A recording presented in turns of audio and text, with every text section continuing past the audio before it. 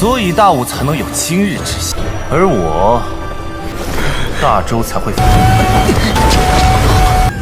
这碎骨中竟然让吞吞感到了危险，这是什么？好霸道的功法！必遭他反噬。祖龙剑，非常清楚自己想要的是什么。你真要反了不成？手下，那就有劳。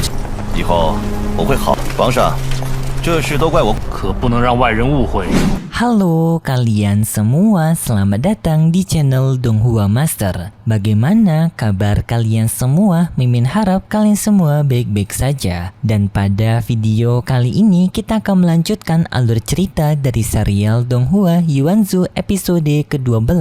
Dan sebelum kita masuk ke cerita terbaru, mari kita sedikit mengingat cerita sebelumnya. Yang dimana pada cerita sebelumnya kompetisi pertarungan telah berada di puncak pertarungan final, yaitu pertarungan antara Yuan Er melawan Qi Yue. Yang dalam pertarungan tersebut terjadi pertarungan yang sangat epik di antara mereka berdua. Walaupun Yuan Er masih berada di ranah meridian kelima, tetapi mampu menyimbangi kekuatan Qi Yue meridian ke-7. Dan plot twistnya di tengah-tengah pertarungan, Yuan Er ini ternyata telah berada di meridian ke-6. Jadi pertarungan meridian ke-6 melawan meridian ke-7, yang hal itu membuat Yuan Er semakin mendominasi pada kompetisi tersebut. Sampai pada akhirnya Yuan Er dan juga Qi Yue, mereka berdua sama-sama menggunakan senjata dari pedang Swan Motion, yang dalam peraduan pedang tersebut sampai membuat tangannya si Qi Yue putus. Dan hal itu memperkeruh kekaisaran Qi dan juga kekaisaran Zhao. Dan itu merupakan inti cerita pada cerita sebelumnya. Kalau gitu pun sekarang langsung saja kita masuk ke bagian cerita terbaru. Cerita ini berlanjut dengan permasalahan yang masih terjadi antara kekaisaran Zhao dan juga kekaisaran Qi. Kaisar Zhao, yaitu ayahnya Yuan Er, pun bertanya kepada Kaisar Qi apakah kekaisaran Qi berniat untuk melakukan pemberontakan kepada kekaisaran Zhao. Kaisar Qi yang mendengar itu berpikir bahwasannya jika mereka sampai berpisah pada saat ini, itu akan membuat kerugian di antara kedua belah pihak. Tetapi di saat itu tiba-tiba saja Kaisar Qi memasuki arena pertempuran, yang hal ini pun membuat ayahnya Yuan Er khawatir, dan dengan segera ia melindungi Yuan Er. Bertanya sekali lagi kepada Kaisar Qi apakah Kaisar Qi berniat untuk memberontak.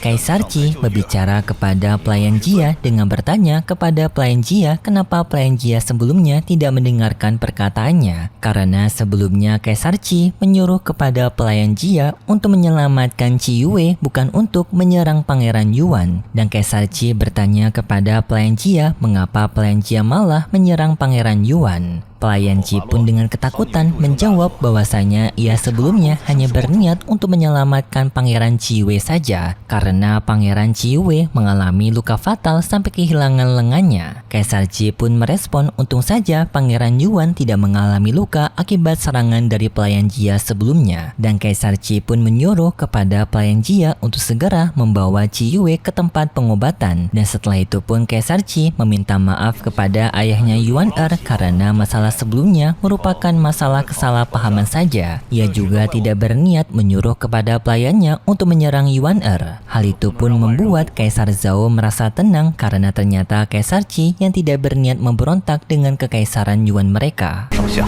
那就有劳。以后我会好。皇上，这事都怪我，可不能让外人误会。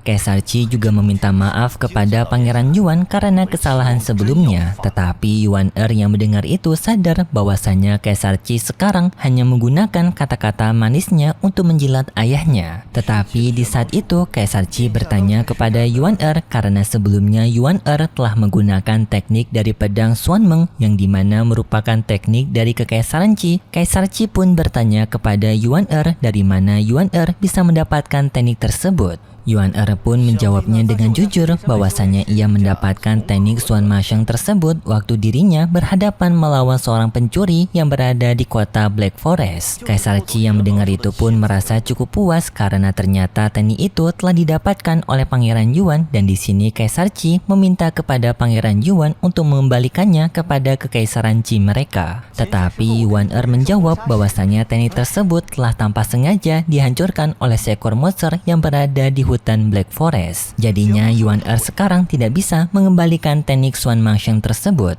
yang padahal hal ini hanya kebohongannya Yuan Er saja. Dan Kaisar Qi juga sadar bahwasanya Yuan Er telah berbohong kepada dirinya, tetapi dirinya tidak bisa berbuat apa-apa selain percaya dengan kebohongan tersebut. Sambil ia juga secara tidak langsung mengancam kepada Yuan Er dengan mengatakan jika dirinya telah menemukan monster dari hutan Black Forest itu, maka ia akan menghancurkan monster tersebut dengan tangannya sendiri. Yuan Er tidak takut dengan ancaman tersebut, ia justru berani menjawab dengan meminta kepada Kekaisaran Qi untuk berhati-hati karena monster di hutan Black Forest merupakan rumah bagi para monster yang berbahaya. Setelah itu pun ayahnya Yuan Er menyuruh kepada guru Tianyang untuk mengumumkan pemenang dalam kompetisi ini. Kaisar Tianyang menerima perintah itu, ia pun dengan segera memberikan pengumuman bahwasanya pemenang pada kompetisi ini adalah Kekaisaran Zhao dengan diwakilkan oleh Pangeran Yuan Er, dan juga membuat Aula Jia menjadi pemenang pada kompetisi kali ini. Sedangkan untuk ayahnya Yuan Er dan juga Kekaisaran Qi, mereka berdua saling mengobrol kecil, dengan di sini Kekaisaran Qi memberikan peringatan kepada ayahnya Yuan Er bahwasanya putra dari dinasti Wei yang bernama Qi Hao sekarang telah berkembang begitu pesat. Kaisar Qi pun memperingatkan kepada ayahnya Yuan Er untuk berhati-hati dengan dinasti Wei yang masih menjadi musuh mereka. Sedangkan di tempat dari Kekaisaran dinasti Wu ataupun Kekaisaran Wei sekarang terlihat di sana adanya tuan muda dan juga tuan putri bernama Wu Huang dan juga Wu Yao, yang di sini mereka mendapatkan berita dari bawahannya yang memberitahu bahwasanya Pangeran Yuan yaitu Yuan Er telah berhasil memenangkan kompetisi tahunan di Kekaisaran Zhao. Tetapi Pangeran Wu Huang tidak peduli dengan hal tersebut karena bagi dirinya Kekaisaran Zhao sekarang berada di kondisi yang sekarat, sedangkan mereka sekarang masih memiliki masalah dengan dinasti Jia dan juga dinasti Wu. Mereka tidak memiliki waktu untuk mengurusi kekaisaran yang sekarang sudah sekarat yaitu Kekaisaran Zhao. Tetapi sang pengawal memperingatkan kepada Pangeran Hua bahwasanya jika mereka tidak memperhatikan Pangeran Yuan Er, maka itu bisa menjadi bahaya bagi mereka. Tetapi Pangeran Hua tidak peduli dengan hal itu, dengan ia mengancam kepada pelayannya bahwasanya Yuan Er hanya sekedar sampah yang tidak berguna, tidak ada ancaman yang dapat ditimbulkan oleh Yuan Er.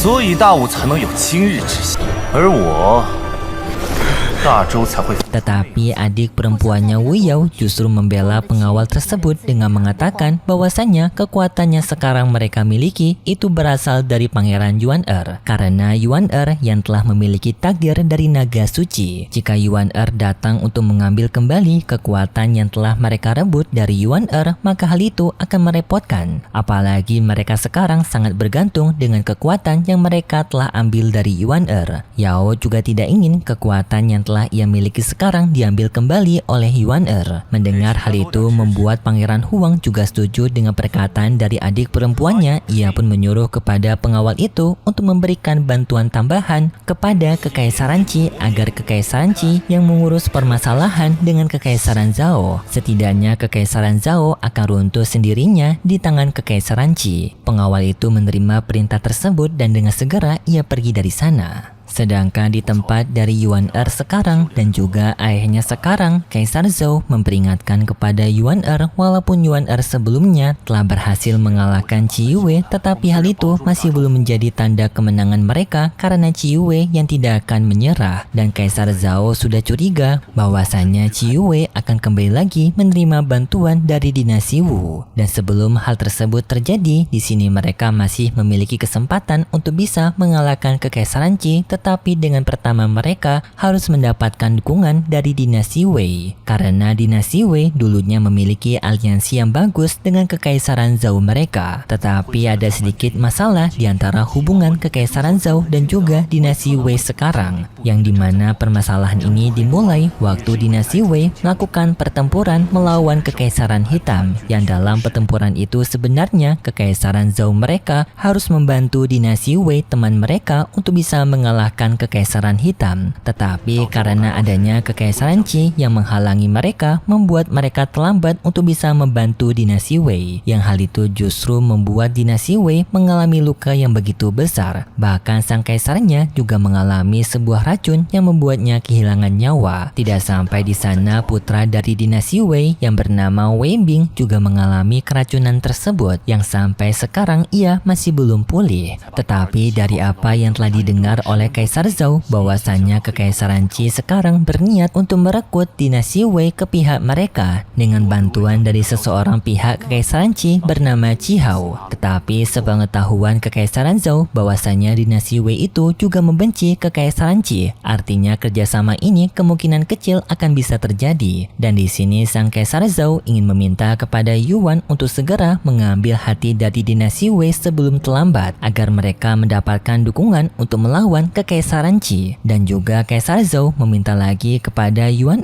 untuk mencari sebuah batu api yang berada di sebuah pertambangan kuno, karena di dalam sana terdapat banyak sekali batu ajaib yang bisa meningkatkan kekuatan seseorang, dan juga adanya salah satu batu yang dapat memperpanjang umur hidup. Yuan yang mendengar itu jadi sangat kaget karena ia mengetahui bahwasannya batu tersebut akan diberikan kepada ibunya yang sekarang umurnya semakin pendek. Dan sebagai bekal dari perjalanan Yuan kali ini, Kaisar Zhou memberikan sebuah gulungan teknik bernama Yuan Lei yang mungkin dapat berguna dan juga cocok untuk dipelajari oleh Yuan Yuan pun menerima misi ini dan juga menerima gulungan tersebut. Setelah berbicara dengan sang ayah, Yuan pun pergi menemui Yayao, yang di sini Yuan mencoba untuk membujuk Yayao menggunakan minuman yang telah ia beli. Yuan langsung meminta bantuan kepada Yao untuk memberikan sedikit bekal kepada dirinya karena dirinya akan melakukan sebuah petualangan. Yao pun memberikan pilihan kepada Yuan. Pertama, adanya buku teknik penyembuh tingkatan ke-7, yang hal ini pun membuat Yuan sangat kaget karena buku teknik ini sangatlah tinggi. Bahkan kekaisaran Zhou mereka jika ditukarkan untuk buku teknik tersebut kemungkinan masih belum cukup. Yao pun memberikan pilihan lain berupa tulang Zulongjing, yang seketika Yao mengeluarkan tulang itu mengeluarkan aura begitu dahsyat. 这碎骨中 竟然让吞吞感到了危险，这是什么？ Yao menjelaskan bahwasannya tulang ini berasal dari naga legendaris yang disebut dengan Zulongji, yang dulunya merupakan naga penguasa yang bahkan kekuatannya dapat menghancurkan langit dan bumi. Tetapi permasalahannya dalam mempelajari teknik dari tulang Zulongji ini sangatlah sulit, memiliki beberapa tingkatan yang kemungkinan juga Yuan hanya akan terjebak di peringkat pertama saja. Tetapi jika Yuan bisa melatihnya dengan benar, maka Yuan akan bisa membuka meridian ke-9. Tidak hanya itu, bahkan bisa membuka meridian ke-9 ke-4 lapis. Yang hal itu pun membuat Yuan begitu kaget karena ternyata potensi dari tulang naga ini begitu besar. Dan juga Yao menyarankan kepada Yuan untuk mengambil harta ini karena harta ini kemungkinan besar memiliki asal-usul yang sama dengan kekuatan naga suci yang sekarang telah menghilang di tubuhnya Yuan. Yang kemungkinan besar harta ini sangat cocok sekali kepada Yuan. Bahkan Yao juga memiliki firasat bahwasanya naga suci yang dimiliki oleh Yuan merupakan naga yang sama dengan tulang naga Zulongjing ini. Yuan yang mendengar itu jadi teringat dengan masa lalunya, yaitu kekuatan naga sucinya yang telah dicuri oleh dinasti Wu. Dan untuk bisa mendapatkan kekuatannya kembali dan balas dendam kepada dinasti Wu, Yuan pun memutuskan untuk memilih tulang naga suci Zulongjing tersebut. 好霸道的功法，必遭他反噬。祖龙剑。非常清楚自己想要的是啥。 Lalu Yaoyu juga memberitahu kepada Yuan untuk Yuan bisa membuka inti meridian pertama dari tulang zulancing ini. Yuan membutuhkan beberapa barang berharga, yang dimana barang itu hanya 4 saja, tetapi barang itu sangatlah mahal. Bahkan Yuan juga telah memberitahu kepada ayahnya, dan ayahnya begitu sangat kaget dengan keempat barang itu. Tetapi dari salah satu barang tersebut adanya sebuah harta bernama batu hitam, yang di sini Yuan disarankan untuk bertemu dengan dinasti Wei karena kemungkinan dinasti Wei memiliki harta tersebut. Dan lalu Yuan pun bertanya kepada sang ayah kapan dirinya bisa pergi ke tempat dari dinasti Wei. Dan sebelum jawaban itu diberikan, cerita dari serial Donghua Yuanzu episode ke-12 bersambung. Dan untuk cerita selanjutnya kita akan melanjutkannya kembali di minggu depan di hari yang sama, yaitu hari Rabu cuy. Kalau gitu pun terima kasih buat kalian semua yang sudah menonton video ini sampai akhir. Jika kalian suka dengan video kali ini, bisa beri like serta subscribe, dan sampai jumpa di video selanjutnya. See ya.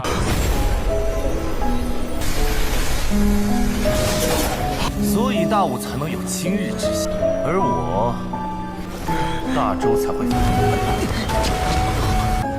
这碎骨中竟然让吞吞感到了危险。